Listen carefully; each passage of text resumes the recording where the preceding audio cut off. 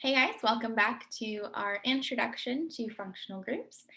We're going to go ahead and keep going with our functional groups that now have heteroatoms, so with heteroatoms.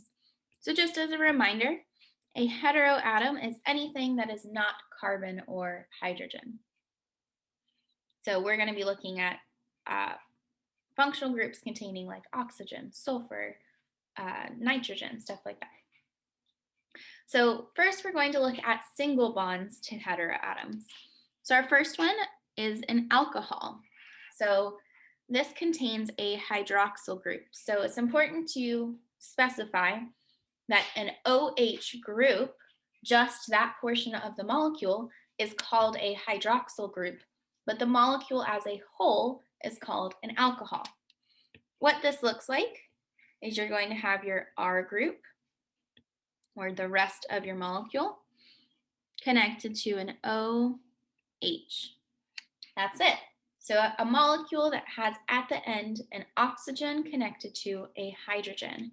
In this case, R is a carbon. Okay, so an example of this, as all of you I'm sure are expecting me to draw, is ethanol. So we have our alcohol over here, and then we have two carbons off of it. This ethanol molecule is the molecule that we drink in alcoholic beverages, or if you're old enough, you drink in alcoholic beverages, and some people get enjoyment out of. Similar to an alcohol, you'll notice one way to remember this, that it's similar, is they both end in OL. A thiol contains a thiol group. This one's a little bit easier because the whole molecule is called a thiol and the group is called a thiol. This is going to be the same thing, but now we're going to be having a sulfur instead of an oxygen. So we have our R group, where R equals carbon, connected to SH. So we could have, for example, tert-butyl-thiol. You don't need to worry about the name of this. I'm just going to draw it. This is an example of a thiol group or a thiol molecule. Excuse me. I mentioned this molecule specifically. You're going to have a lot of little anecdotal things in this handout right now.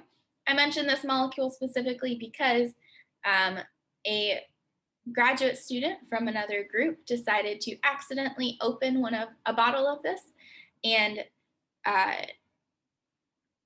you might be like, so why do we care? Well, tert-butyl-thiol is the super smelly additive that they put in natural gas.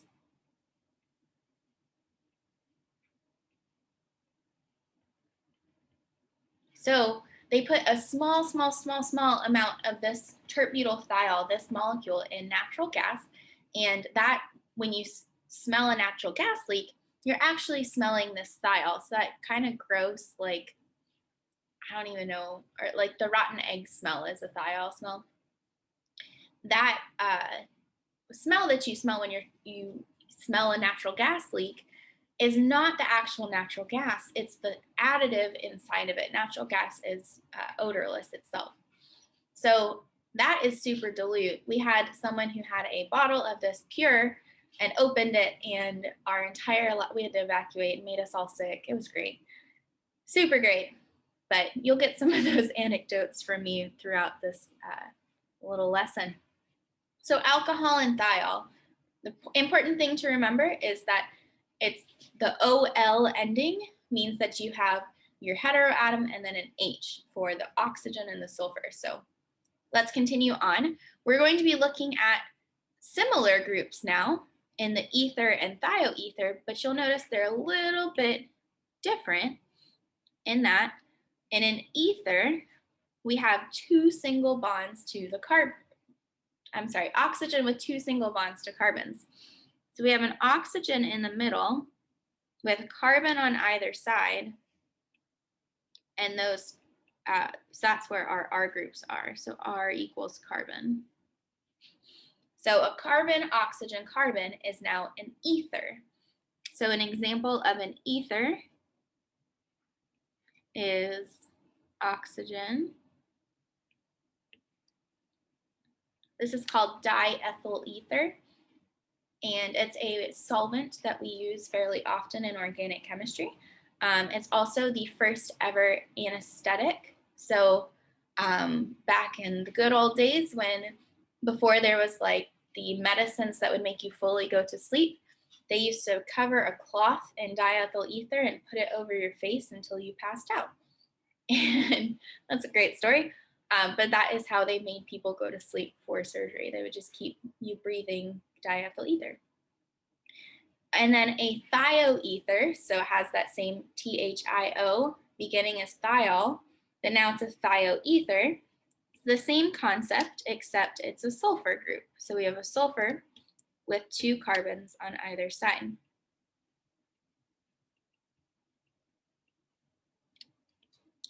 I have a slightly fun example of what a thioether could look like.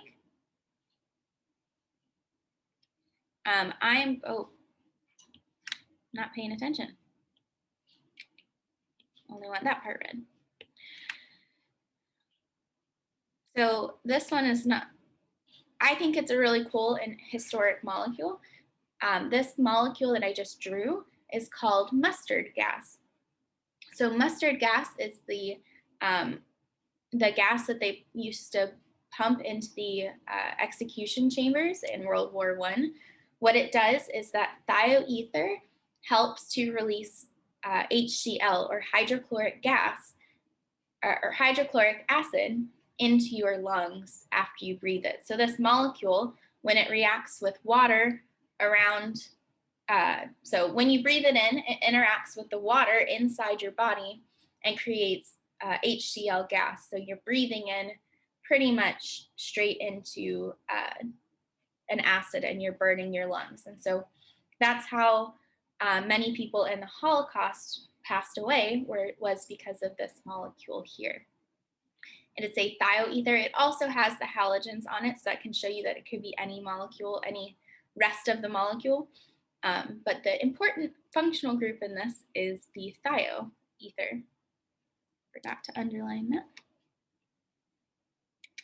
And then our last single bond to a heteroatom group is called an amine. It's called an amine, and this is nitrogen with single bonds around it. So this one's going to be the funky one in terms of single bonds to a heteroatom, specifically because R can equal carbon or hydrogen. So you saw with the rest of them in this column, R is specifically carbon. But with an amine, R can be carbon or hydrogen. Your general scheme for an amine is a nitrogen with 3 groups around it. So this could be a variety of things. I switched my colors again. Let's keep those bonds all consistent. So I'm going to draw just a couple bases of amines to explain what I mean by this.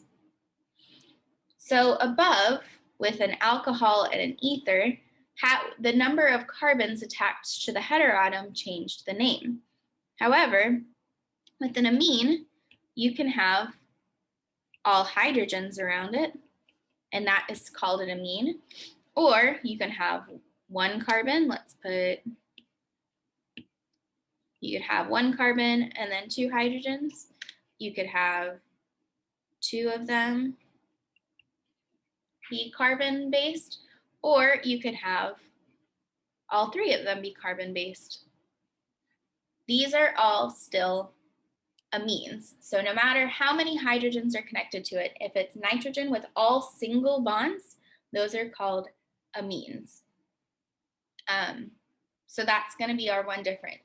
Nitrogen is a blanket single functional group name, whereas the sulfurs and the oxygens have different names if there's multiple bonds, or carbon-carbon is a different name from carbon and hydrogen. Okay, so we're gonna stop this video at the end of this column here, and we'll zoom out so you can see the whole thing, kind of. So this is where we're at. We've, in this video, talked about alcohols and thiols, which are similar, the carbon heteroatom hydrogen. We have ethers and thioethers, which are carbon heteroatom carbon, and then amines, which are the weird ones that stick out, which is a nitrogen with all single bonds. Okay, and then we'll finish off the rest of our functional groups in the next video.